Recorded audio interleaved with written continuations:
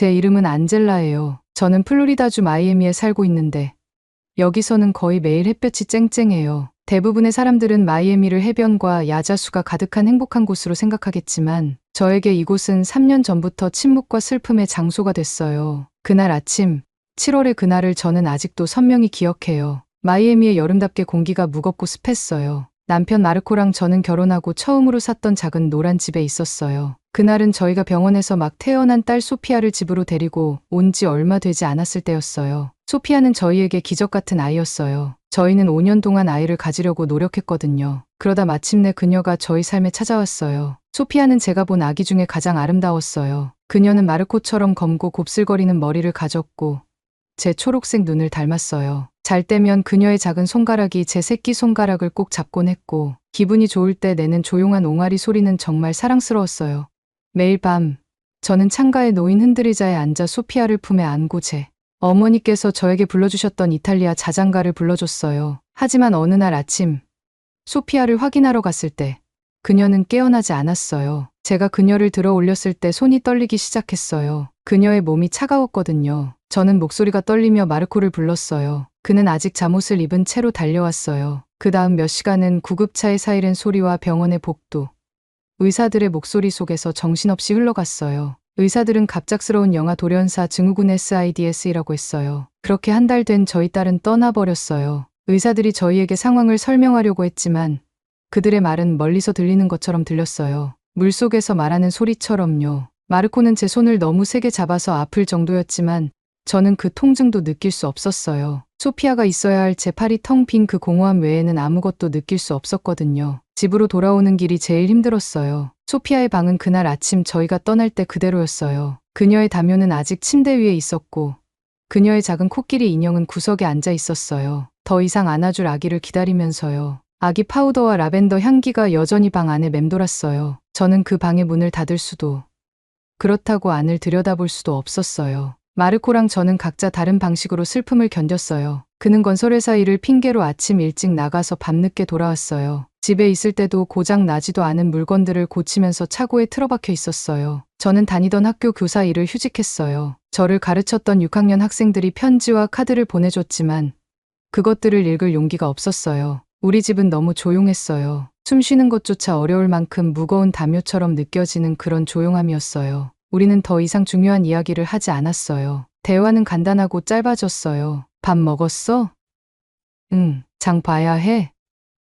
아니, 이런 대화들뿐이었고 우리 사이의 침묵은 점점 더 커져만 갔어요. 밤이 되면 저는 자기도 모르게 소피아 방으로 걸어가곤 했어요. 창문 너머로 보이는 달을 바라보며 소피아를 안고 있었던 그 순간들을 떠올렸어요. 가끔은 소피아가 우는 소리를 들었던 것 같지만 알고 보면 이웃집 고양이나 바람에 흔들리는 야자수 소리였어요. 처음에는 마르코가 저를 위해 강해지려고 노력했어요. 매일 아침 커피를 만들어서 침대 옆 탁자에 놔두곤 했는데 저는 거의 마시지도 않았어요. 제가 좋아하는 이탈리아 음식점에서 음식을 사와도 모든 게 종이처럼 느껴졌어요. 마르코가 저를 볼 때 그의 눈에 비친 고통이 보였고 저도 제 눈에 같은 고통이 있다는 걸 알고 있었어요. 소피아를 잃은 지 3개월쯤 됐을 때 마르코가 소피아 방을 정리하자고 제안했어요. 그러면 조금이라도 나아질지도 몰라. 그는 그렇게 말했지만 저는 할 수가 없었어요. 그녀의 물건들을 상자에 담는 건 그녀를 또다시 잃는 것 같았거든요. 그래서 그 방은 그대로 남아 있었어요. 마치 부서진 우리의 꿈을 전시해 놓은 박물관처럼요. 우리 가족들은 도우려고 노력했어요. 제 부모님은 이탈리아에서 매일 전화를 걸어왔고 마이애미로 당장 날아오겠다고 하셨어요. 마르코의 여동생 마리아는 집으로 직접 만든 라자냐를 가져다 주며 저에게 말문을 열어보라고 했어요. 하지만 어떻게 말할 수 있었을까요? 마트에서 아기를 안고 있는 엄마를 볼 때마다 소피아를 안고 싶어 몸이 아플 정도라는 거요? 어떻게 설명할 수 있을까요? 아침에 눈을 떴을 때 아주 잠깐이지만 그녀가 없다는 사실을 잊어버렸던 그 순간의 고통을요. 우리는 그렇게 거의 1년을 살았어요. 집 안에서 서로의 곁을 떠도는 유령처럼요. 같은 슬픔의 바다에서 허우적거리면서도 서로를 붙잡지 못하는 그런 사람들이었어요. 그런데 그 모든 것이 변하기 시작했어요. 그리고 그 시작은 한 번의 비바람과 작고 버려진 강아지였어요. 아침은 평소와 다를 게 없었어요. 저는 잠에서 깨 커피를 내리고 부엌 창문 밖으로 보이는 회색빛 마이애미 하늘을 멍하니 바라봤어요. 먹구름이 몰려오더니 또 한 번의 여름 폭풍을 예고하고 있었죠. 마르코는 이미 출근을 했고 싱크대에는 반쯤 비워진 그의 커피 잔이 놓여 있었어요. 요즘 그는 늘 일찍 나가고 늦게 집에 들어왔어요. 왜 그런지 저도 이해는 됐어요. 우리 집은 너무 조용하고 너무 비어 있었으니까요. 학생들의 과제를 채점하려고 해봤지만 도저히 집중이 안 됐어요. 글자들이 눈앞에서 뭉개져 흐려졌어요. 창밖에서는 빗방울이 떨어지기 시작했는데 창문을 두드리는 작은 손가락 같았어요. 보통 비 오는 날엔 집 안에 머물곤 했지만 오늘은 왠지 다르게 느껴졌어요. 아마도 허리케인이 오기 전에 새들이 떠나는 것 같은 그런 느낌이 저를 밖으로 이끈 것 같아요. 문 옆에 걸어둔 파란색 레인코트를 꺼냈어요. 아직 가격표가 달려 있더라고요. 몇 달 전에 샀지만 한 번도 입은 적이 없었어요. 옷감은 딱딱하고 새 것 같은 느낌이었어요. 우산은 쓰지 않았어요. 가끔은 얼굴에 비를 맞아야 할 때도 있거든요. 밖으로 나서는 순간 비가 더 거세졌어요. 큼지막한 빗방울이 하늘에서 떨어져 신발을 흠뻑 적시고 길 위에 작은 강줄기를 만들었어요. 공기는 신선하고 깨끗한 냄새가 났고 평소 마이애미 특유의 더위가 씻겨 내려가는 듯했어요. 멀리서 번개가 번쩍였고 낮고 깊은 천둥 소리가 울리며 가슴 깊이 전달됐어요. 동네 집들 사이를 걸었어요. 하나같이 다 비슷하게 생겼더라고요. 연노란색 벽에 빨간 타일 지붕, 잘 정돈된 앞마당과 야자나무들. 로드리게스 아주머니 댁고양이는 창문 너머로 저를 쳐다보고 있었고 마르티네스네 아이들 자전거는 잔디밭에 방치된 채 폭우에 젖어 있었어요. 그때였어요. 천둥 소리에 묻혀 놓칠 뻔했던 희미한 소리가 들려왔어요. 자꾸 겁먹은 듯한 울음소리였는데 새로 이사온 이웃의 집에서 나는 듯했어요. 이 젊은 부부는 6달 전에 시내에 식당을 오픈했었죠. 그들과 딱 한 번 대화해본 게 전부였어요. 소리를 따라 발길을 옮겼어요. 물웅덩이를 첨벙거리며 걸었죠. 그 젊은 부부 집에 가까워질수록 울음소리는 점점 더 크게 들렸어요. 그런데 집 안은 불도 꺼져 있고 차도 차고에 없더라고요. 화요일 오후치고는 이상했어요. 소리가 나는 곳으로 더 가까이 다가갔어요. 비가 몰아치는 가운데서 눈을 가늘게 뜨고 보니 처음엔 아무것도 안 보였어요. 그런데 작은 움직임이 눈에 들어왔어요. 우체통 기둥 뒤쪽에 물웅덩이 속에서 점점 젖어가는 작고 젖은 털뭉치가 떨고 있었어요. 제 심장이 잠시 멈춘 것 같았어요. 강아지였어요. 치빵만한 크기의 털은 엉망이었고 더럽고 젖어 있었어요. 제가 보이자 일어서려 했지만 다리가 너무 힘이 없고 말라서 제대로 일어서질 못하더라고요. 대체 얼마나 오랫동안 저기에 있었던 걸까요? 저는 그 젊은 부부 현관으로 뛰어가 문을 두드렸어요. 대답이 없었어요. 더 크게 두드렸지만 집은 여전히 조용했어요. 머리에서 떨어지는 빗물이 눈으로 흘러내렸어요. 속으로 30까지 세며 기다렸지만 아무도 나오지 않았어요. 강아지가 다시 낑낑거렸고 더 이상 기다릴 수가 없었어요. 다시 우체통 쪽으로 돌아가 무릎을 지늘게 꿇었어요. 강아지가 커다랗고 어두운 눈으로 저를 올려다봤는데 그 눈에는 소피아가 떠오르더라고요. 신뢰와 필요가 담긴 그런 눈이요. 별 생각 없이 제 레인코트를 벗어 떨고 있는 강아지를 감쌌어요. 괜찮아.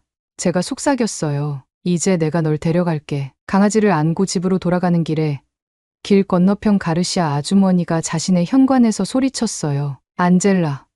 그 부부 사흘 전에 떠났어. 폭우 소리에 묻힐까봐 크게 외치셨죠. 식당이 망했대. 그냥 밤새 사라진 거야. 팔에 안긴 강아지를 내려다봤어요. 이제는 떨지도 않고 제 온기에 몸을 바짝 붙이고 있었어요. 마치 낡은 가구처럼 비에 버려졌던 거죠. 비는 더 거세졌지만 저는 거의 느껴지지 않았어요. 머릿속은 이미 앞으로 해야 할 일들로 바쁘게 돌아가고 있었거든요. 강아지에게 필요한 음식, 담요, 그리고 잘 수 있는 상자가 떠올랐어요. 몇 년 동안 아무것도 돌보지 않았던 저였지만 품에 안긴 이 작은 생명을 보며 오랜만에 잃어버린 무언가를 다시 느꼈어요. 다시 노력해볼 이유를요. 번개가 하늘을 또 한 번 가르며 집으로 가는 길을 비춰줬어요. 강아지는 제 품속에서 만족스럽게 한숨을 쉬었고 3년 만에 처음으로 제 마음속 슬픔이 조금은 덜어지는 기분이 들었어요. 때로는 삶에서 가장 큰 변화가 이렇게 평범한 비 오는 날 젖은 털뭉치와 희망으로 찾아오는 것 같아요. 저는 떨고 있는 강아지를 품에 안고 집 안으로 들어왔어요. 강아지가 추울까 봐 최대한 꼭 끌어안았죠. 털은 온통 진흙투성이었고 몸집이 워낙 작아서 두 손으로 감싸주기에 딱 맞았어요. 집에 들어서자마자 욕실에서 부드러운 파란색 수건을 꺼내서 조심스럽게 강아지를 닦아줬어요. 꼬리는 힘없이 흔들리고 있었고 눈은 깊은 갈색으로 반짝이면서 제 얼굴을 한시도 놓치지 않았어요. 너 엄청 배고프겠지? 제가 작게 속삭였어요. 그런데 집에 개 사료가 없다는 걸 그제야 깨달았죠. 부엌 시계를 보니까 밤 11시 30분이더라고요. 가게에 가기엔 너무 늦은 시간이었어요. 냉장고를 열어보니 우유가 있길래 그걸 전자레인지에 데워줬어요. 강아지는 제 발 옆에 조용히 앉아 있었는데 가끔 작은 신음소리를 내며 제 마음을 찡하게 만들었어요. 따뜻해진 우유를 얕은 그릇에 따라 바닥에 놔줬더니 강아지가 신중히 냄새를 맡다가 금세 열정적으로 핥아먹기 시작했어요. 우유가 사방으로 튀길 정도였죠. 저도 모르게 웃음이 나왔어요. 몇 달 만에 지어본 진짜 웃음이었어요. 천천히 먹어, 얘야.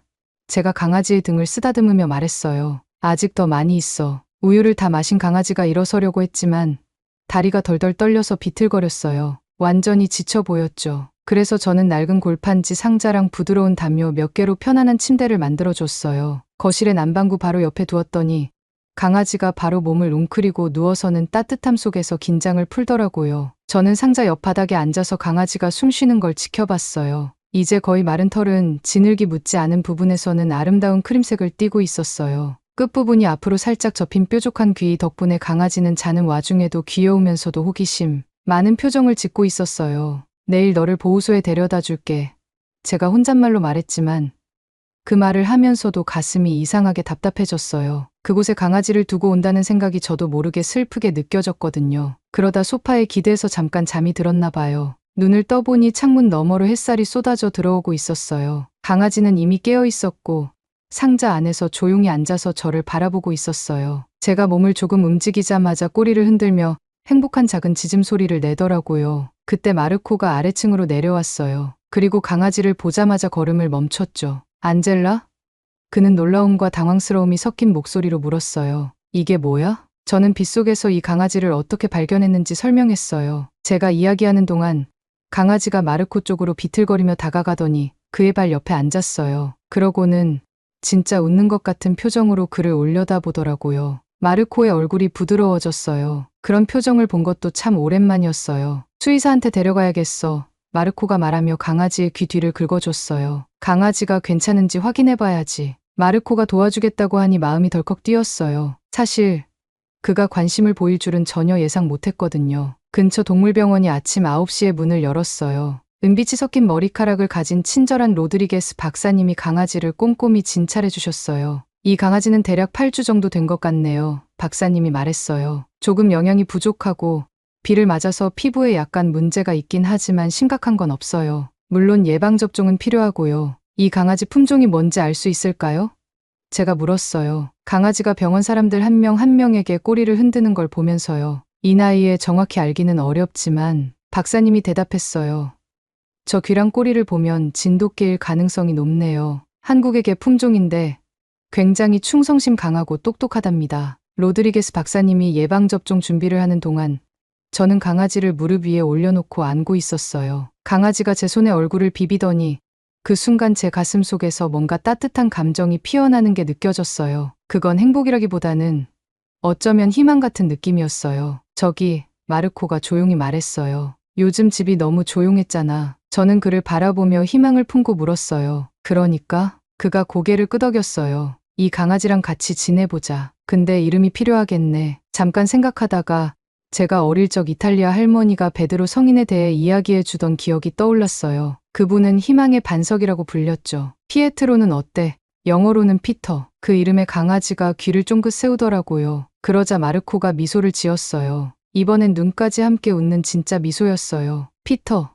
그가 말했어요. 잘 어울리는 이름 같아. 집으로 돌아가는 차 안에서 피터는 제 무릎에 앉아 머리를 높이 들고 차창 너머로 세상을 바라봤어요. 뭔가 이번이 우리 인생의 새로운 장의 시작이라는 느낌이 들었어요. 어느 아침 저는 주방에 서서 피터가 타일 바닥을 가로질러 테니스공을 쫓아다니는 모습을 지켜보고 있었어요. 발톱이 바닥에 부딪히는 소리가 들릴 때마다 미소가 절로 나왔죠. 저희는 그 강아지 이름을 피에트로라고 지었어요. 영어로는 피터라고 부르는데 그 이름의 뜻이 바위나 돌이라는 걸 알고 나니까 우리 삶을 다시 세우는 데 있어 그가 우리에게 그런 존재가 되어주었다고 느꼈어요. 아침 햇살이 창문을 통해 들어오면서 공기 중에 먼지 입자들이 떠다니는 게 보였어요. 지난 3년 동안 집이 얼마나 먼지투성이가 됐는지 사실 제대로 알아차리지 못했었어요. 슬픔이 우리 눈을 가려버렸던 거죠. 하지만 피터가 하얀 털을 더럽히며 공을 가지고 바닥에서 구를 때 더 이상 외면할 수가 없었어요. 마르코, 제가 식탁에서 신문을 읽고 있던 남편을 불렀어요. 이제 우리 이 집 좀 치워야 할 때가 된 것 같아요. 그가 고개를 들더니 저와 피터를 번갈아 보다가 다시 방 안을 둘러봤어요. 몇 년 만에 처음으로 그의 얼굴에서 에너지 넘치는 표정을 봤어요. 맞아. 그래야겠네. 그러면서 신문을 접더라고요. 어디서부터 시작할까? 저희는 주방부터 시작했어요. 함께 모든 찬장과 서랍을 하나하나 깨끗이 닦아나갔죠. 피터는 우리가 뭘 하는지 궁금한지 따라다니면서 기웃거리더라고요. 가끔은 입에 걸레를 물고 도망가기도 해서 우리를 웃게 만들었어요. 오랜만에 다시 웃는 기분이 참 좋았어요. 청소를 하다 보니 잊고 지냈던 물건들이 나왔어요. 소피아의 아기용 젖병이 찬장 안에 들어있었고 그녀의 작은 양말이 서랍 속에서 발견됐어요. 피터가 없던 시절이라면 이런 물건들을 보는 것만으로도 눈물이 쏟아졌을 거예요. 하지만 이제는 옆에 있는 강아지가 제가 잠잠해질 때마다 걱정스러운 눈빛으로 고개를 갸웃거리면서 저를 위로해주는 것 같아서 그 아픔이 좀 달라졌어요.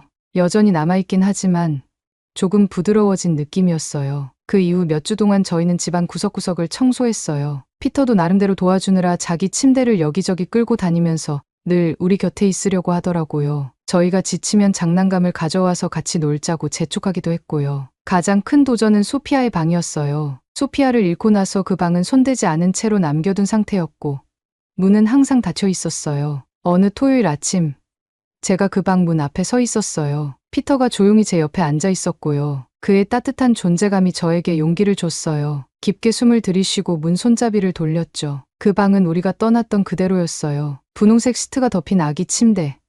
아기가 한 번도 안아보지 못한 채 기다리고 있는 봉제 인형들. 자장가를 불러줄 나를 꿈꾸며 두었던 흔들의자까지요. 마르코가 제 뒤로 와서 제 어깨에 손을 얹었어요. 오늘 아니어도 돼. 그는 부드럽게 말했어요. 하지만 피터는 벌써 방 안으로 걸어 들어가서 여기저기 킁킁거리며 냄새를 맡고 있었어요. 그러다가 흔들의자 앞에 가서 앞발을 올려놓더니 우리를 돌아보며 말하는 것 같았어요. 들어와도 괜찮아요. 그래서 저희는 함께 정리를 시작했어요. 일부 물건들은 특별한 기억 상자에 담아두었고 다른 물건들은 필요한 가정에 기부하기로 했어요. 피터는 그 시간 내내 저희와 함께 있어 주었어요. 눈물이 날 때는 위로해주고 웃을 만한 물건을 찾을 때는 신나서 같이 기뻐해 주고요. 그날 저녁, 녹초가 됐지만 마음이 한결 가벼워진 느낌으로 달력을 보니 제가 2주 동안 결근하지 않았다는 걸 깨달았어요. 피터가 오기 전에는 학생들 앞에 설 자신이 없어서 종종 병가를 내곤 했거든요. 그런데 이제는 교실에 가서 학생들에게 피터 이야기를 들려주고 가르치는 일에 다시 흥미를 느끼고 있었어요. 나 이제 준비된 것 같아. 제가 저녁 식사 중에 마르코에게 말했어요. 피터는 발밑에서 졸고 있었어요. 뭐가? 마르코가 포크를 든 채 멈추며 물었어요. 다시 살아갈 준비요. 그냥 존재하는 게 아니라 진짜로 살아가는 거요. 그러면서 피터의 귀를 긁어줬어요. 이 작은 강아지가 우리에게 구해달라고 한 게 아니라 우리를 구해줬던 것 같아요. 마르코는 고개를 끄덕이며 제가 무슨 말을 하는지 정확히 이해하는 눈치였어요. 오랫동안 우리 집을 채웠던 침묵이 사라지고 삶의 소리가 그 자리를 대신했어요. 피터의 장난기 어린 짖는 소리, 저희의 대화, 다시 틀기 시작한 음악, 그리고 가끔씩 들려오는 진짜 웃음소리까지요. 그날 밤 피터가 우리 침대 옆자기 침대에서 몸을 둥글게 말고 자는 걸 보면서 깨달았어요. 치유는 있는 게 아니라는 걸요. 치유는 추억을 간직하면서도 앞으로 나아갈 길을 찾는 거예요. 피터는 우리에게 그걸 보여줬어요. 하나씩 남긴 발자국으로요. 어느 봄날 아침 잠에서 깨자 뭔가 다르다는 느낌이 들었어요. 우리 침실 창문으로 들어오는 햇살이 유난히 더 밝아 보였고 속이 좀 울렁거리긴 했지만 그렇게 나쁘진 않았어요. 이런 기분을 예전에 느껴본 적이 있긴 했는데 괜히 기대하고 싶진 않아서 애써 그 생각을 밀어냈어요. 피터도 뭔가를 눈치챈 것 같았어요. 하루 종일 제 주변을 따라다니면서 그의 따뜻한 갈색 눈으로 제 얼굴을 계속 바라보더라고요. 결국 용기를 내서 임신 테스트를 해보기로 했을 때 피터는 욕실에서 제 옆에 앉아 있었어요. 꼬리가 타일 바닥을 부드럽게 두드리는 소리가 들렸죠. 두 개의 분홍색 선이 천천히 나타났어요. 마치 수채화 그림이 살아나는 것 같았어요. 제 손이 떨리기 시작했어요. 제가 임신한 거였어요. 다시요. 마르코는 그때 커뮤니티 칼리지에서 강의를 하고 있었어요. 바로 그에게 말하고 싶었지만 겁이 나서 입을 열지 못했어요. 그날 저녁, 저희가 저녁을 먹고 있을 때도 피터는 계속 우리 둘 사이를 번갈아 쳐다보면서 제가 비밀을 숨기고 있다는 걸 아는 것 같았어요. 결국 설거지를 다 끝내고 나서 더는 참을 수가 없었어요. 마르코, 제가 겨우 속삭이듯 말했어요. 할 말이 있어요. 그가 제 말을 듣고 고개를 돌렸어요. 손에는 아직 물방울이 맺혀 있었죠. 저는 임신 테스트기를 그에게 보여줬고 세상이 멈춘 것 같았어요. 둘 다 숨을 쉴 수가 없었어요. 그러다 피터가 한 번 짖으며 침묵을 깨트렸고 마르코는 저를 품에 안았어요. 저희 둘은 울었어요. 기쁨과 두려움이 섞인 눈물이었죠. 그 후 9달은 소피아를 임신했을 때와는 전혀 달랐어요. 매일 아침 피터는 제 점점 부풀어 오르는 배에 머리를 대고 아기 소리를 들으려는 것처럼 가만히 있었어요. 저희는 동네를 산책하며 제 희망과 걱정들을 피터에게 얘기했어요. 불안감 때문에 밤에 잠이 오지 않을 때면 피터가 제 옆에 꼭 붙어서 잤어요. 그의 일정한 숨소리가 제 마음을 차분하게 만들어줬죠. 저와 마르코는 아기가 태어나기 전까지는 아무것도 사지 않기로 했어요. 하지만 피터는 다른 생각이 있었어요. 피터는 부드러운 물건들을 모으기 시작했어요. 빨래에서 깨끗한 양말을 가져오거나 마르코의 낡은 티셔츠나 제 스카프 같은 것들로 침실한 구석에 둥지를 만들더라고요. 수의사 선생님이 말씀하시길 이건 정상적인 행동이라는데 저희에겐 그게 마치 좋은 징조처럼 느껴졌어요. 12월. 마이애미의 짧은 겨울이 막 시작될 무렵 저는 진통이 왔어요. 병원까지는 차로 15분밖에 걸리지 않았지만 피터는 저희가 떠난 후 몇 시간 동안 문 앞에서 낑낑대며 울었대요. 저희 이웃 수잔이 피터와 함께 있어줬는데 나중에 듣기로는 그날 피터가 거의 먹지도 않고 자지도 않았다고 했어요. 이사벨라는 화요일 아침에 태어났어요. 그녀의 우렁찬 울음소리가 분만실에 울려 퍼졌어요. 소피아는 태어났을 때 굉장히 조용했었는데 이사벨라는 모두에게 자신의 존재를 알리는 것 같았어요. 3일 뒤에 집으로 데리고 왔을 때 피터는 조심스럽게 그녀의 캐리어로 다가가더니 살짝 냄새를 맡았어요. 그리고 놀랍게도 그는 그녀 옆에 누워서 깊은 한숨을 쉬었어요. 마치 드디어 왔구나라고 말하는 것 같았어요. 그 후 몇 달 동안 피터는 스스로 이사벨라의 보호자 역할을 맡은 것처럼 행동했어요. 그는 그녀의 요람 아래에서 잠을 잤고 그녀가 울기 전에 미리 저희에게 신호를 보내주었으며 언제 기저귀를 갈아야 할지도 어찌된 일인지 항상 알더라고요. 피터의 직감은 정말 놀라웠어요. 이사벨라가 자라면서 저희 꿈도 함께 커갔어요. 한때 너무 크고 허전하게 느껴졌던 아파트가 이제는 저희 가족에게 너무 작게 느껴졌어요. 그래서 돈을 모으기 시작했어요. 매달 조금씩 저축을 하고 마르코는 강의를 더 맡고 저는 이사벨라가 잠든 뒤에 온라인으로 과외를 시작했어요. 그렇게 7년이 흘렀어요. 매일매일 새로운 기쁨과 작은 성취들이 있었어요. 이사벨라는 피터의 꼬리를 잡고 기어다니기 시작했어요. 그녀가 처음 말한 단어는 피타였어요. 피터의 이름을 부르려다 그렇게 된 거였죠. 이사벨라가 걷기 시작했을 땐 피터가 마치 푹신한 안전망처럼 그녀 곁에 자리를 잡고 넘어질 때마다 그녀를 보호했어요. 마침내 몇 년간 저축한 돈으로 교외에 있는 꿈 같은 집을 찾았어요. 화려하진 않았지만 저희가 원하던 모든 게 있었어요. 방이 3개 있고 마르코가 이탈리아 요리를 마음껏 할 수 있는 현대식 부엌이 있었으며 무엇보다도 이사벨라와 피터가 안전하게 놀 수 있는 넓은 울타리 있는 마당이 있었어요. 그 마당은 그들만의 왕국이 되었어요. 이사벨라와 피터는 마당의 상자들로 장애물 코스를 만들고 덤불 사이에서 숨바꼭질을 하고 오래된 참나무 아래에서 소풍을 즐겼어요. 마르코는 쇠먹이통을 설치했고 피터와 이사벨라는 카디널새와 파랑새가 찾아오는 걸 보며 시간을 보냈어요. 집 뒤에 있는 호수는 뜻밖의 보너스였어요. 마르코는 어릴 때 이탈리아에서 아버지와 함께 낚시를 하며 자랐는데 그 호수를 보더니 예전의 기억이 떠오른 것 같았어요. 그는 낚싯대 장비를 사서 주말 아침마다 호숫가에서 시간을 보냈어요. 때로는 이사벨라와 피터도 함께 했는데 피터는 조용히 그들 옆에 누워서 마르코만큼 집중하며 낚싯줄을 지켜보더라고요.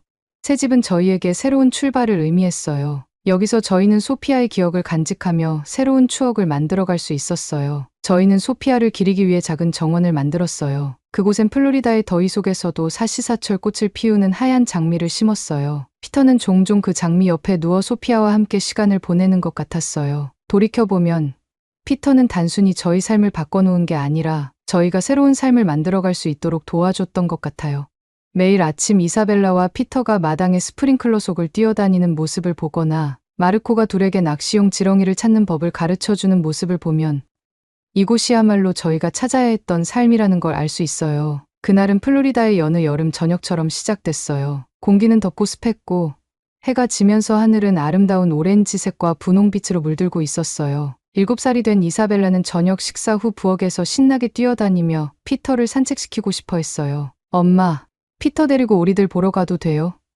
그녀는 작은 손으로 피터의 파란색 목줄을 들고 물었어요. 피터는 그녀 옆에 얌전히 앉아 꼬리를 타일 바닥에 살살 흔들며 기다리고 있었어요. 나이가 들었지만 산책 시간이 되면 그의 갈색 눈은 여전히 에너지로 반짝였어요. 저는 시계를 봤어요. 저녁 6시 30분이었고 해가 지려면 1시간은 더 남아 있었어요. 우리 동네는 늘 평화로웠고 이 시간쯤이면 많은 이웃들이 산책하거나 현관에서 쉬고 있곤 했어요. 그래, 제가 말했어요. 근데 꼭 존슨 아주머니 댁 근처 길에만 있어야 돼. 물가에는 너무 가까이 가지 말고. 이사벨라는 진지하게 고개를 끄덕였어요. 그녀는 호수에 대한 규칙을 잘 알고 있었어요. 어렸을 때부터 악어에 대해 가르쳐 왔으니까요. 플로리다에서는 그게 일상적인 삶의 일부거든요. 피터는 털을 한번 털고 일어났어요. 예전처럼 윤기 나지는 않았지만 그의 얼굴에는 이제 회색 털이 드문드문 보였지만 여전히 강하고 날카로웠어요. 저는 부엌 창문에서 그들이 우리 집 차도를 내려가는 모습을 봤어요. 피터는 항상 이사벨라 곁에 바짝 붙어 그녀의 짧은 걸음에 속도를 맞췄어요. 노란색 원피스를 입은 딸과 우리에게 많은 치유를 안겨줬던 충실한 강아지의 모습은 정말 사랑스러웠어요. 20분쯤 지났을 때 저는 비명 소리를 들었어요. 심장이 멎는 듯했어요. 단번에 이사벨라의 목소리라는 걸 알았어요. 아무 생각도 없이 맨발로 집 밖으로 뛰쳐나갔어요. 뜨거운 아스팔트 위로 발이 쿵쿵거리는 소리가 울렸어요. 다른 이웃들도 달려 나오고 있었고 그때 피터의 짖는 소리가 들렸어요. 하지만 이건 평소의 장난스러운 짖는 소리가 아니었어요. 깊고 날카롭고 긴박한 소리였어요. 호수 근처 코너를 돌았을 때 저는 피가 얼어붙는 것 같은 장면을 봤어요. 적어도 3미터는 되는 악어가 길로 올라와 있었어요. 이사벨라와는 약 9미터쯤 떨어져 있었고 그녀는 두려움에 몸이 굳어 있었어요. 그런데 피터, 우리 다정하고 사랑스러운 피터가 딸과 악어 사이에 몸을 내놓고 서 있었어요. 피터의 등털은 잔뜩 곤두서 있었고 그는 자신을 최대한 크게 보이려고 했어요. 계속 짖으면서 조금씩 앞으로 나아갔다가 이사벨라 쪽으로 물러나기를 반복했어요. 마치 물러서 라고 말하는 것 같았어요. 피터의 격렬한 태도에 혼란스러워진 악어는 움직임을 멈춘 상태였어요. 이사벨라, 제가 소리쳤어요. 존슨 아주머니 댁 현관으로 뛰어가 피터는 더 크게 짖으며 악어 쪽으로 한 발짝 더 다가갔어요. 그제야 이사벨라는 공포에서 벗어나 뒷걸음질치기 시작했어요. 피터는 위치를 고수하며 눈길을 한 번도 떼지 않았어요. 그의 짖는 소리는 점점 더 많은 사람들을 불러 모았어요. 사람들의 외침과 발소리가 들렸어요. 옆집 마르티네즈 씨는 소총을 들고 달려왔어요. 존슨 아주머니는 911에 전화를 걸고 있었어요. 또 다른 이웃 두 분도 이럴 때를 대비해 갖고 있던 총을 들고 왔어요. 소리와 움직임으로 둘러싸인 악어는 천천히 물가 쪽으로 물러나기 시작했어요. 저는 이사벨라에게 달려가 그녀를 품에 안았어요. 그녀는 몸을 떨고 있었지만 다친 곳은 없었어요. 피터, 그녀가 흐느끼며 말했어요. 악어가 피터를 잡아가면 안 돼. 하지만 피터는 이미 물가에서 조금씩 멀어지고 있었어요. 그의 눈은 여전히 악어를 주시하고 있었어요. 악어가 호수로 완전히 들어가 사라질 때까지 그는 짖는 걸 멈추지 않았어요. 그제야 그는 몇 분 동안 그 자리에 서서 경계하며 주위를 살폈어요. 악어가 정말 떠난 걸 확인한 뒤 피터는 우리에게 다가왔어요. 온몸이 아드레날린으로 떨리고 있었지만 꼬리는 힘차게 들려 있었어요. 그는 이사벨라의 다리에 몸을 기댔고 그녀는 울면서 그의 털에 얼굴을 묻었어요. 저도 무릎을 꿇고 두 아이를 안았어요. 그날 밤 마르코와 저는 소파에 앉아 잠든 이사벨라를 가운데 두고 발밑에 누워있는 피터를 보며 인터넷으로 진돗개에 대해 검색해봤어요. 진돗개는 원래 한국에서 사냥과 경비를 위해 길러진 개라고 하더라고요. 충성과 용기로 유명하며 가족을 위해서라면 망설임 없이 지킨대요. 용감한 행동 뒤에 평화롭게 잠든 피터를 보며 저는 그의 두 가지 면을 봤어요. 이사벨라의 인형 놀이를 같이 해주는 다정한 동반자이자 그녀를 위해서라면 그 어떤 위험도 마다하지 않는 강인한 수호자. 그날 사건은 이웃들이 피터를 바라보는 시선을 바꿔놓았어요. 이제 그는 아이들과 노는 착한 유기견이 아니라 영웅이었어요. 존슨 아주머니는 특별 간식을 가져다 주기 시작했고 마르티네즈 씨는 아침 산책길에 피터에게 격려를 보내곤 했어요. 하지만 피터는 변함없이 겸손하게 그의 일상을 이어갔어요. 가족의 곁에서 언제나 충실하게요. 그날 밤 저는 사랑과 용기에 대해 중요한 걸 배웠어요. 가장 다정한 마음이 가장 용감한 법이죠. 비 오는 날 유기견으로 우리에게 온 피터는 이제 우리 가족의 수호천사가 되었어요. 위기의 순간에도 그는 망설이거나 도망치지 않았어요. 그가 가장 사랑하는 것, 그의 가족을 위해 싸웠던 거예요. 다음 날 우리는 울타리를 설치하기 위해 업체에 전화를 했고 마르코는 호숫가 길에 더 밝은 조명을 설치했어요. 하지만 우리가 밤마다 평화롭게 잠들 수 있는 진짜 이유는 이사벨라 방 근처에서 말없이 누워있는 피터였어요. 항상 경계하고 항상 준비하며 항상 사랑으로 가득한 우리 용감한 피터. 그는 우리를 치유했을 뿐만 아니라 우리 딸이라는 가장 소중한 기쁨을 구해준 존재였어요.